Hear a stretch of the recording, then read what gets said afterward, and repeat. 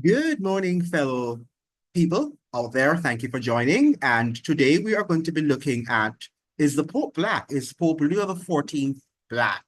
Does it matter if he's black? The United States of America tends to be a country in which people are obsessed with race and people think you're black or you're white or you're Latino or Asian. And that is not, often when people talk about being Asian or being Latino, is not a race. Being Latino is not a race, it's an ethnic background. And within those ethnicities, you have different nationalities also. So to be Latino, you can also be Italian, or you can be Mexican, because under that rubric, Latino is coming from their Latin-based country. And we know that their languages are also Latin derived. So we talk about Italian, we talk about Spanish, we talk about French, we talk about, Portuguese. All of these languages are Latin derived. They came from Latin.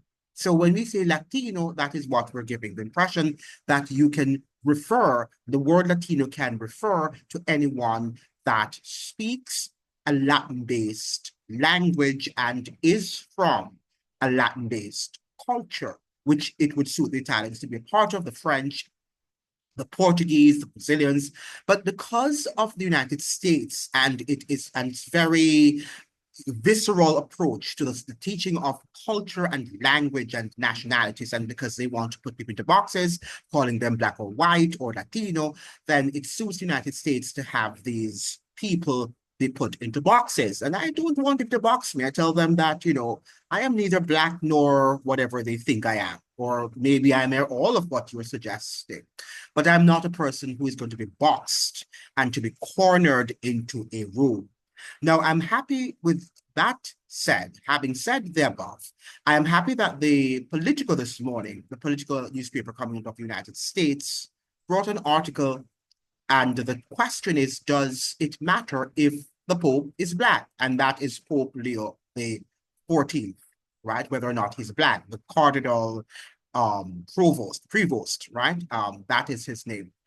Last week came news that lit up my family group text. The new Pope, Pope Leo XIV, the cleric formerly known as Robert Francis Prevost, is like me, descended from a long line of Catholic Creoles.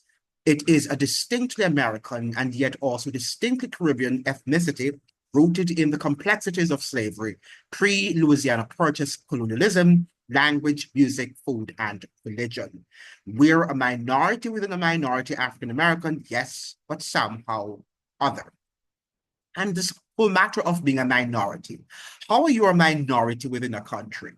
Don't understand that also. I don't understand how an American is in a minority. If you are an American and everybody in the country, you were born in the country, you are a part of the majority because your nationality should make you a part of that majority. I can understand foreigners now, whether they are Europeans or Asians or Caribbeans, if they join the people who were not born in that country, now they form the minority. But if you were born in a country, I cannot understand for the life of me the logic behind the United States suggesting that these people are minorities. They can't be because they are a part of that national origin and also the cultural makeup, the cultural fabric of that society. But the United States is a very weird country when it comes on to understanding the whole nuance of culture, nationalities, ethnicities, and other things. Creoles, a Louisiana amalgam of African, French, Spanish, German, Italian, and native peoples, have long occupied a singular and little noticed place, that is, little noticed outside Louisiana in the American racial hierarchy. Yet, yes, there are mixed race populations scattered throughout the United States, and most Black Americans have multiracial ancestry, thanks to the sordid realities of slavery and rape. So we know that many Black Americans and many white Americans too. So it's not only Black Americans, but a lot of white Americans are also multi-racial, multi-ethnic. But the external features, the phenotypical characteristics, people just look at you and say, and they can decipher whoever they want to be. Now, I have been preaching for a long time that race is a social construct. It is not a biological construct. It is not a biological reality. And that is what we have to understand. Who defines who is white? Remember now that for many years, the Italians were not counted, they were not identified to be a part of the American white class, the WASP. So were the Irish. But when you look at the phenotypical characteristics of the Italian coming from the northern Italy, how distinct does he look, or he? How distinct does he or she look from a person coming from Great Britain or from Germany? There's not much of a difference. Same typical characteristics, right? But the fact of the matter is that years gone by, people would talk about the Italian race. They would talk about the African race, the Nigerian race, not the African race, because Africa is a continent, the continent, the Nigerian race, right? That is what they would refer to as a race, your nationality, the nation state from which you came. That was what your race was, because they understood that within that construct, within the construct of that racial hierarchy in terms of, aligning it with your nationality, that is who you are. You're not who you are because of the color of your skin. That is idiocy. That is a lack of education. That is a lack of sophistication. That is a lack of civility to define an individual based on the color of their skin. Let's look at the Pope. The Pope, people are suggesting that is Black because, they are defining him according to the racial, ideologies that existed in North America in the, 17th, 18th, 19th century, and perhaps into a great part of the 20th century as well, where in which if you had just one drop, I think it's 132, whatever, of African blood, even if you're looking white, you have blue eyes and whatever, white according, even if you look European, it means therefore that you're Black. That is what the United States suggested many years ago, and perhaps still has it on their books, which is something that is unsophisticated and make them look very silly and very unsophisticated and uncivilized.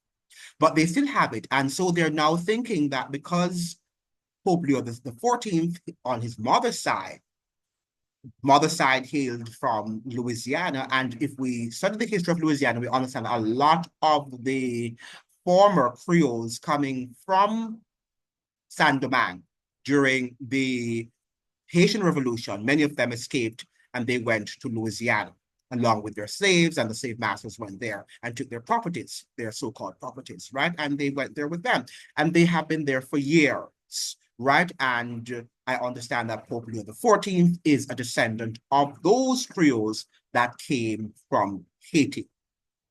And for those of you who don't know, Creoles are a mixture of Spanish, Italian, French, African, because the peoples in the Americas are Creoles. We are Creoles, including North America, because that is a history in which people from different continents came here and they interacted, right? And that is how we were produced. We are the descendants of these people who came. So we are from a mixed heritage. And there was a study done by a British geneticist, and I forget his name now, I've forgotten his name, but he was speaking about the fact that 90% of those who call themselves white in the American South are of mixed heritage, but they don't know that a lot of the people, the Europeans, the people who think that they're whites in Southern America, in the South of the United States, that they have Black genetics. They have Black genes in them, unbeknownst to them. Some of them know about it. Some of them are not aware of it. And as the article pointed out from Politico this morning that was talking about, is the Pope Black or does it matter if he's Black? The article says that having spoken to Pope Leo, the 14th brother, his brother, revealed that his parents knew that they were Creole, but they did not share it with their children. And that happens in many families in the United States, that many parents opt not to share the history of the family's descent with their children. So their children, are born into a world in which they think that they are either Black or white or Latino, whatever it is. And in a nation where being closer to European phenotypical characteristic allows you to progress, many parents opt not to share with their children if they had any Black heritage within their family construct. But we understand that in Louisiana and in the South of the United States, in the southern states of the United States, that many of these so-called white people have Black blood because it is the interaction. They have been there for years, and there were lots of rape that took place during that period. And because it was, nobody would do anything. If a white man should rape a so-called African woman, it would not, they would not be castigated, right? Because Black people were considered to be, according to them, properties to be used and abused. So therefore, they had a lot of that interaction, a lot of that, malevolent deed took place of people raping Black women. And then you'd have lots of children who were of mixed heritage. Very important that we understand that. So, but race mixing in Louisiana is different. While slavery was an abomination, there, like everywhere else, French and Spanish colonists were a lot more laissez-faire about miscegenating than their compatriots in the original 13 colonies, which is to say they were quite open about it. And if we understand what happens in Latin America, the same. In fact, it was the deliberate attempt in Latin America to lighten the race, para blanquecer, right? The race in terms of having it white, as white as possible, and not, closer to white, or closer to having a light complexion than having a dark complexion. So they were coming from Haiti or coming from Latin America, they would have gone there with that sort of culture. There were the infamous quadroon balls in New Orleans, where well-heeled white men reportedly went hunting for commonly mixed-race women. And there were passage arrangements where rich white men entered contractual arrangements with women of color, women who were usually free, sometimes not, setting them up with property which occasionally included enslaved people and often sending the male offspring of their unions to be educated in France. So there was this whole system of different categories for races in the Latinx world, says Andrew Prevost, a professor in Catholic studies at Georgetown University, who also hails from Creole stock.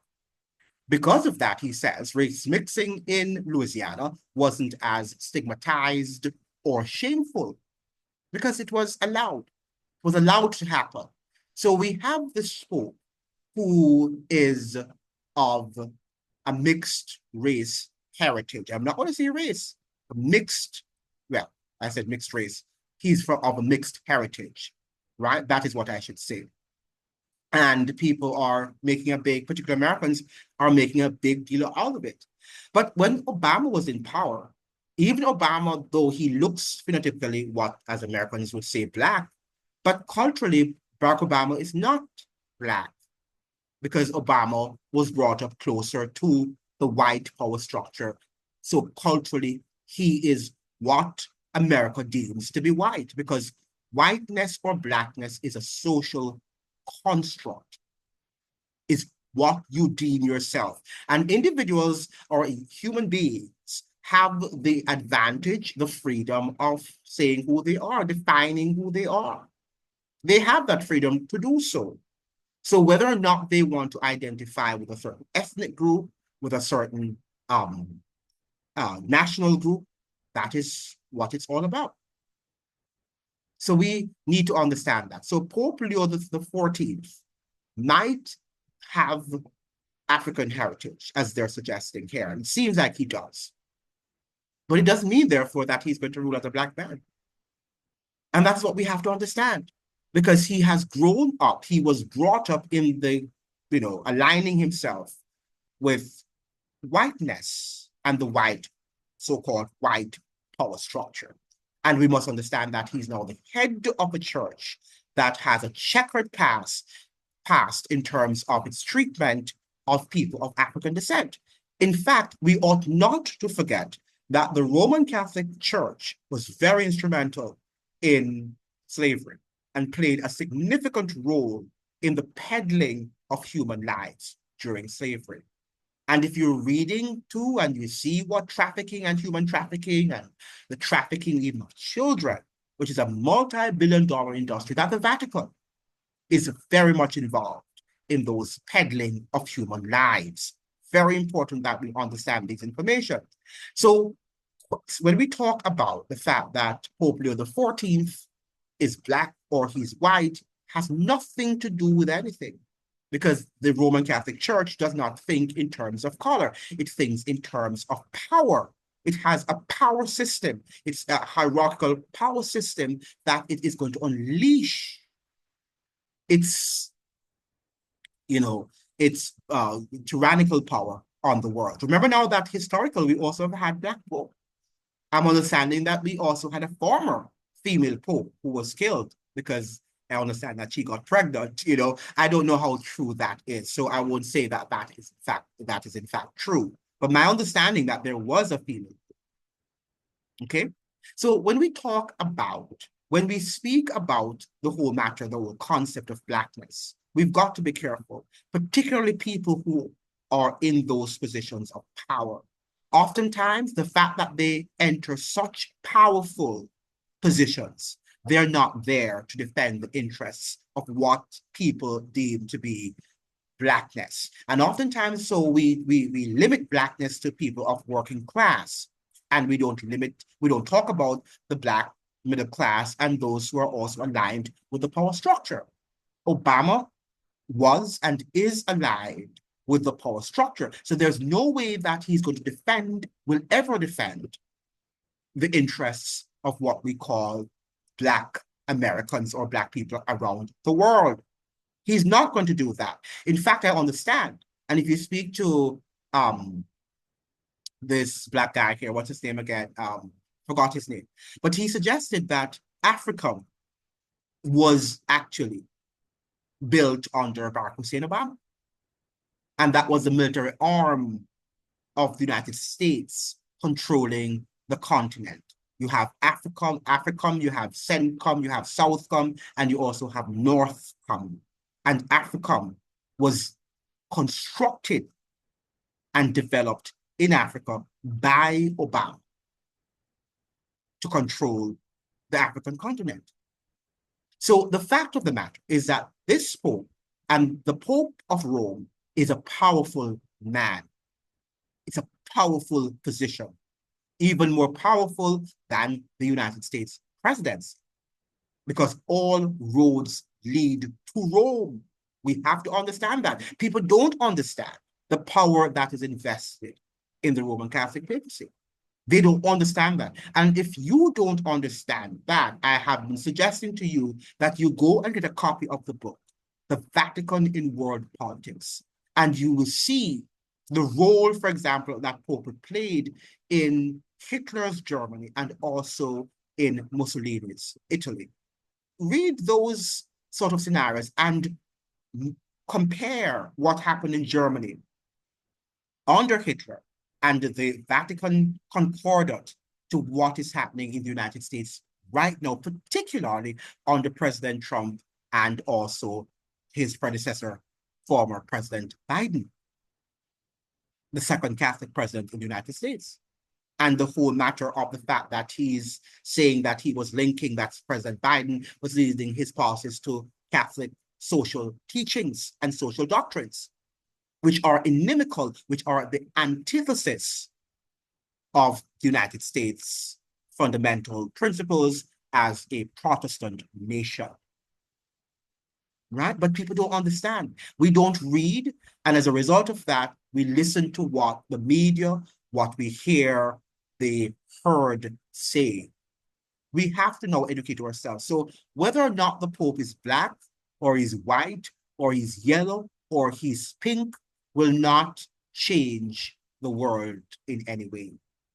It's the policies and the historic and even current undertakings of the Roman Catholic papers that we must assess. We ought not to be distracted by a man's or a woman's color. It has nothing to do with anything, with his education, with his wealth, with his position, social or economic, with his religion. It has to do with what his whole, the sum total of the human element is, and the power structures with which he or she is connected. So that is what I want to say. Is Pope Leo the 14th black or white?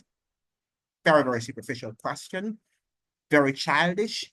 It's not going to do anything for us. We've got to look now at the history of the Vatican and its future plans for world domination.